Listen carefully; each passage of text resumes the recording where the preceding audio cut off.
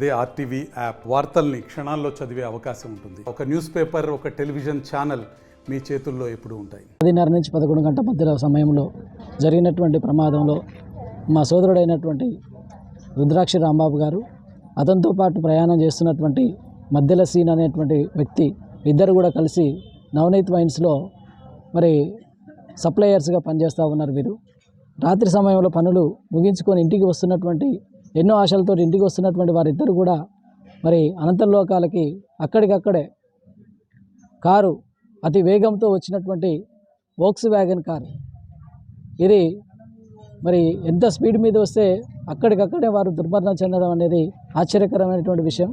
ఇటువంటి సంఘటనలు మళ్ళీ మళ్ళీ పునరావృతం కాకుండా ఎన్హెచ్ఓ వారు అక్కడ పకడ్బందీమైనటువంటి ప్లాన్ తోటి మరి స్పీడ్ బ్రేకర్లు వేయాలి.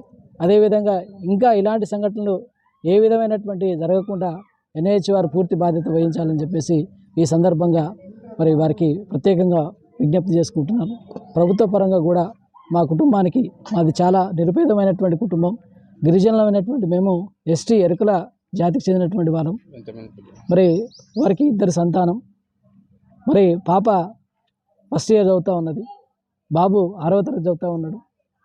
చాలా నిరుపేదమైనటువంటి కుటుంబమైనటువంటి మాకు ప్రభుత్వ పరంగా ఏదైనా సదుపాయాలు కల్పించవలసిందిగా మీ ద్వారా మేము ప్రభుత్వానికి విజ్ఞప్తి చేసుకుంటున్నాం.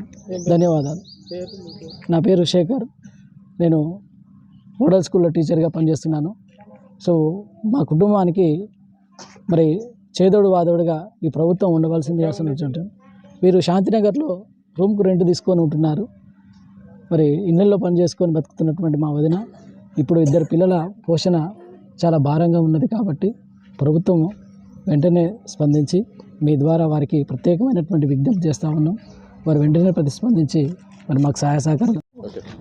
నందిపాడు క్రాస్ రోడ్ దగ్గరలో నవనీత్ వైన్ షాప్లో పనిచేసే రుద్రేష్, రాంబాబు మరియు శ్రీన్ అనే వ్యక్తులు అలా సప్లయర్గా పనిచేస్తారు. తిరిగి వాళ్ళు శాంతినగర్ నివాసవాసులు శాంతినగర్ తిరుగు ప్రయాణంలో నందిపాడు క్రాస్ రోడ్ దగ్గర యూటర్న్ తీసుకొని వెళ్ళే క్రమంలో అదే రూట్లో టువర్డ్స్ పిడిగిరాళ్ళ వెళ్ళే వైపు కారు నంబర్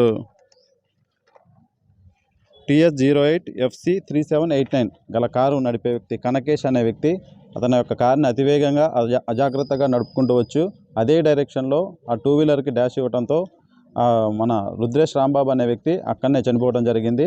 శ్రీను అనే వ్యక్తిని ఆ వెనక ఉన్న బైక్ పైన వెనక ఉన్న వ్యక్తిని హాస్పిటల్కి తరలిస్తున్న క్రమంలో అతను నల్గొండ హాస్పిటల్కి తరలిస్తున్న క్రమంలో అతను కూడా అండర్గోయింగ్ ట్రీట్మెంట్లో చనిపోవడం జరిగింది. ఇట్టి విషయమై మేము రాంబాబు భార్య గారి చేత మేము పిటిషన్ తీసుకొని FIR నమోదు చేసి కేసును పరిశోధన స్టార్ట్. శ్రీనుది యాక్చువల్గా అతను 4 ఇయర్స్ నుంచి ఇక్కడ మన బంగారుగడ్డలో ఉంటున్నాడు. అతని నేటివ్ వచ్చేసి కడప అని చెప్తున్నారు. అది వెరిఫై చేస్తున్నాం. అతను వెరిఫై చేసినాక వాళ్ళ ఫ్యామిలీ బ్లడ్ రిలేటివ్స్ కూడా బాడీ హ్యాండ్ ఓవర్ చేయడానికి ప్రయత్నిస్తాం. డీటెయిల్స్ తీసుకుంటున్నాం వాళ్ళ. ఓకే, కస్టడీలో ఉన్నారు. ఎంతమంది ఉన్నారు సార్ కార్లో? 2 ఉన్నారు. లేదు, ఏం లేదు. మరిన్ని వీడియోస్ కోసం ఛానల్ ని సబ్స్క్రైబ్ చేయండి. లేటెస్ట్ అప్డేట్స్ కోసం వాట్సాప్ ఛానల్ ని ఫాలో చేయండి. అండ్ లింక్ డిస్క్రిప్షన్ లో ఉంది.